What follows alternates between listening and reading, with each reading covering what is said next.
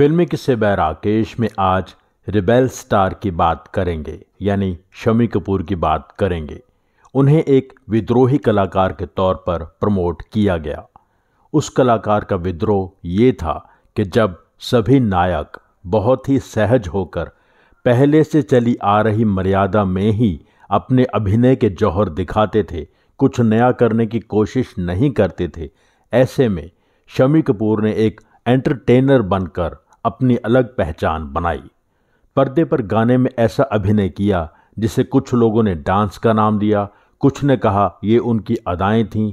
सच ये था कि वो जो कुछ भी था कमाल था।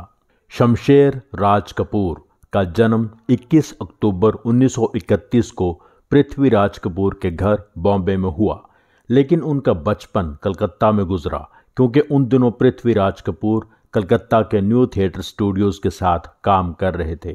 शम्मी कपूर की स्कूलिंग बॉम्बे लौटकर ही पूरी हुई। मैट्रिक के बाद कॉलेज जाना शुरू ही किया था कि उन्होंने पढ़ाई छोड़कर अपने पिता का पृथ्वी थिएटर ज्वाइन कर लिया। एक बार शम्मी कपूर घूमने के लिए श्रीलंका गए, जहां उनकी मुलाकात नाडिया गमाल से हुई, जो इजिप्ट की एक्ट्रेस और बैली डांसर थीं। दोनों में एक रिश्ता बन गया, लेकिन नाडिया वापस इजिप्ट लौट गई और ये रिलेशनशिप यहीं ख़त्म हो गई। 1951 में निर्देशक अस्पी ईरानी की फिल्म मैं और वो से शम्मी कपूर अपना फिल्मी करियर शुरू करने वाले थे। फिल्म की हीरोइन थी मधुबाला, लेकिन ये फिल्म बनी नहीं। निर्देशक महेश कौल ने अपनी फिल्म जीवन ज्योति में शम्मी कपूर को लीड रोल दे दिया। ये फिल्म 1953 में रिलीज हुई। शम्मी कपूर ने लगभग 15 फिल्में एक नायक के रूप में कर ली थीं, लेकिन सफलता अभी भी उनसे दूर थी। इस दौरान एक अच्छी बात हो गई।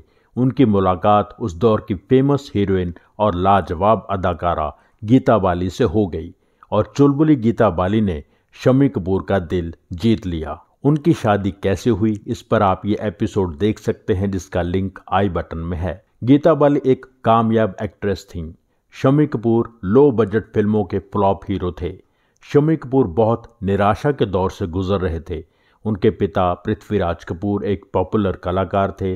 भाई राज कपूर एक कामयाब एक्टर डायरेक्टर थे। उनके आसपास के सभी लोग सफल थे, लेकिन वो सफलता का स्वाद अभी चख नहीं पाए थे। ऐसे में बेबाक गीता बाली ने शम्मी कपूर को अपना बेबाक अंदाज दिया। शम्मी कपूर के बाल छोटे करवा दिए, उनकी पतली मूछें कटवा दी और खुलकर अपनी कला पेश करने की सलाह दी। ऐसे में ही शम्मी कपूर को निर्माता एस मुखर्जी की फिल्म मिल गई, जिसके निर्देशक थे नासिर हुसैन। फिल्म थी तुम सा नहीं देखा। बस फिर क्या था, चमकता जगमगाता संगीत की धुन पर लहराता शम्मी कपूर सबके सामने था। इस फिल्म के गानों की रिकॉर्डिंग के दौरान शम्मी कपूर भी वहां मौजूद थे। उन्होंने निर्देशक नासिर हुसैन से और संगीतकार ओपी नैयर से आज्ञा लेकर मोहम्मद रफ़ी से बात की और उन्हें बताया कि वो पर्दे पर किस तरह गाना पेश करना चाहते हैं। रफ़ी साहब ने उनकी बात समझकर इस तरह गाने गाए जैसे शम्मी कपूर ही गा रहे हों। यहीं से शुरू हुआ रफ़ी साहब और शम्मी कपूर की ख़ास ही अंदाज की जुगलबंदी का सिलसिला। हर बार शम्मी कपूर रिकॉर्डिंग पर जाते और रफ़ी साहब से बात करते, सजेशंस देते और रफ़ी साहब उनके पसंद की अदाएं अपनी गायकी के ज़रिए पेश करते। फिर ऐसा होने लगा कि शम्मी कपूर अगर रिकॉर्डिंग में नहीं भी आ पाते तो रफ़ी साहब अपनी गायकी में वो रंग डाल देते कि शम्मी यहाँ ऐसा करेंगे।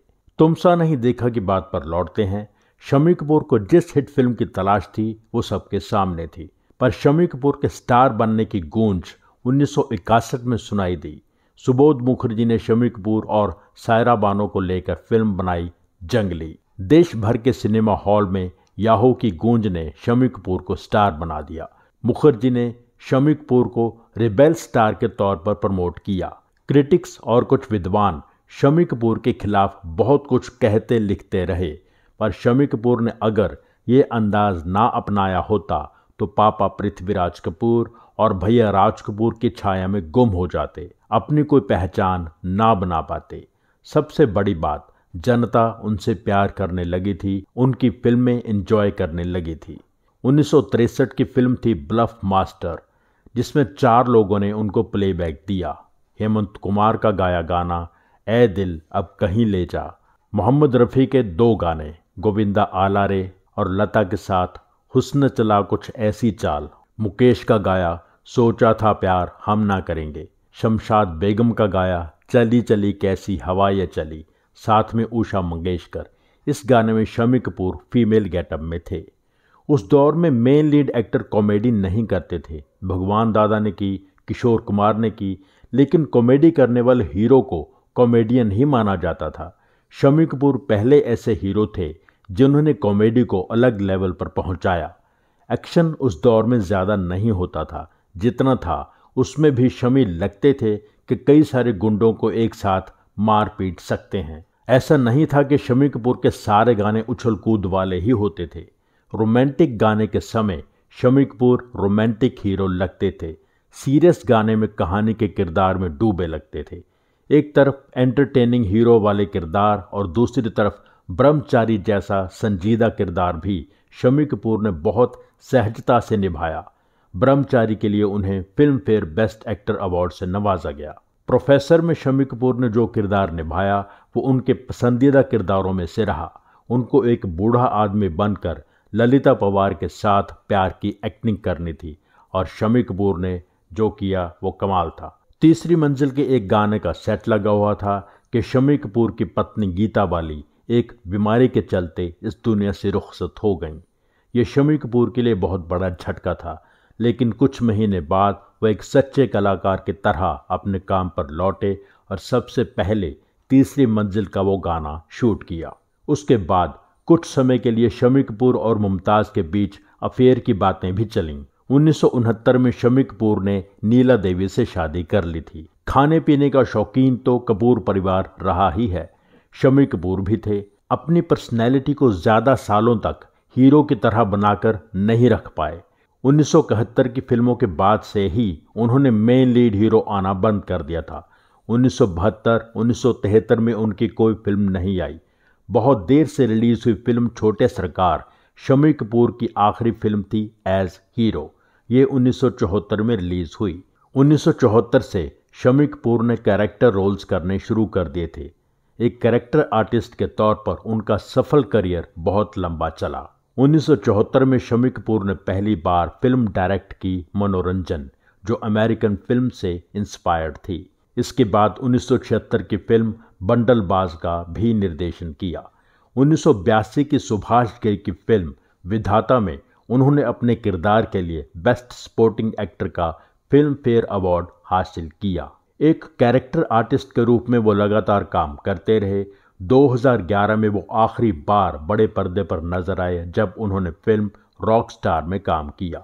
Shammi Kapoor internet users community of India के फाउंडर और चेयरमैन रहे। 14 अगस्त 2011 को इस महान एंटरटेनर ने आखिरी सांस ली और अपना नाम फिल्मी दुनिया में अमर कर दिया।